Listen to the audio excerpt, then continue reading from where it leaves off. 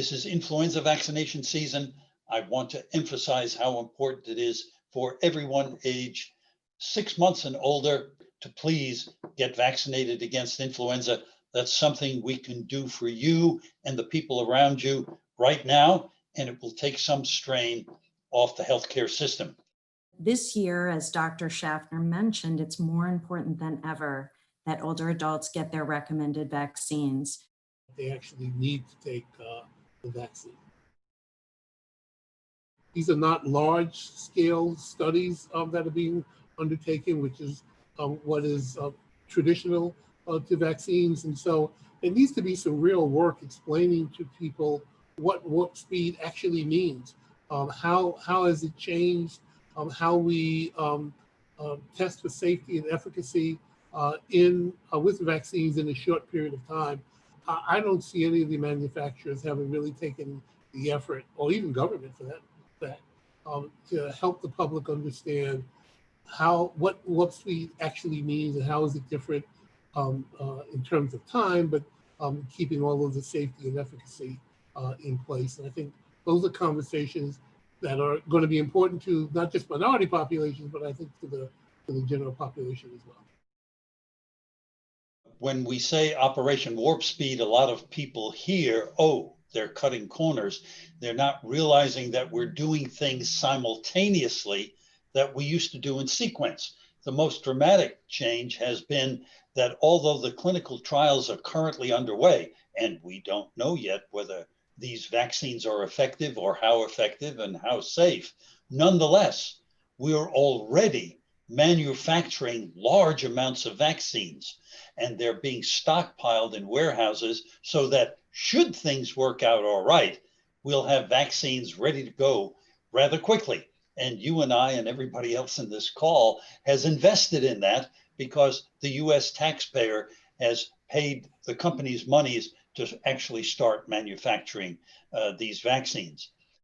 Much more communication is important.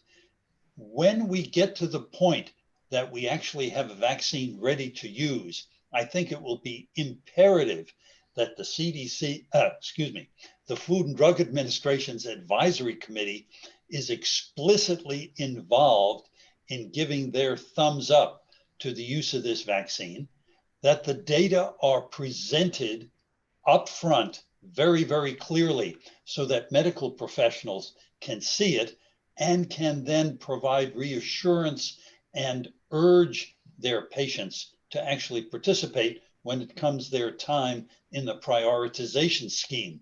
So, as we all know, communication is terribly important. It has not been optimal. And the whole community needs to work together, and we need to have consistent messaging, and we can divide and conquer for, our different constituencies, but we really need to have consistent messaging that is supportive of people, getting safe and effective vaccines, that's supportive of a good, strong regulatory process. The average person thinks of the vaccine as somehow a suit of armor. Once they're vaccinated, they're protected against COVID. They don't have to worry about anything anymore. That's incorrect. And we've not done a good job in expressing that. The vaccine's not likely to be 100% effective, or nearly so, the way tetanus vaccine is.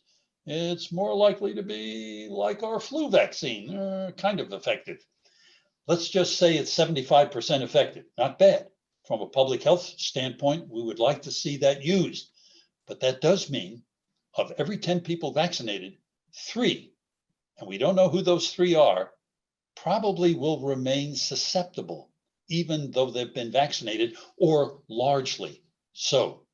We'll still have to wear the masks, do social distancing for months into the future. Months. So let's not get too restive about trying to get rid of the masks and yearning to go back to the old normal. The virus is with us. It's going to stay with us for a long time. We need to have plans in collaboration with other countries in the World Health Organization and other international organizations, because the goal really ultimately is to immunize the world's population against this virus. There's a lot of infrastructure that's going to come with the vaccine. So we talked about providing the vaccines to essential health workers. How are we going to document that they got the vaccine when they go for employment? If you talk to the airline industry, they'll want to know who has the vaccine, who's been vaccinated, or whatever. Restaurants for their employees, will they require them to be vaccinated, and how will we display that? And that gets into databases, and all of a sudden we've opened the door up to, are we going to have Google and Apple running around with our health information? So there's a whole lot of back end stuff that's going to happen here once we open that door to the vaccine, and trying to make sure that we're able to communicate who has had the vaccine, and the presumption is that they have a lower risk for the virus. It's not, sort of an easy thing that you just sort of breeze in some of the most complicated populations medically to just give them these vaccines. So it is really important to be thoughtful and not just rushed about the whole process. Yes, we want something as soon as possible, but we don't want it done in a way that compromises the individuals it's supposed to help. Here, I think that there's a real need to make sure that along the way, the public is brought into the conversation, that the trusted voices in the communities understand, because the point of the vaccine is just not that it's personal, it's also a public health vehicle, which is going to provide better opportunities for the total population. And so given that, I think it's just really important to start that conversation now.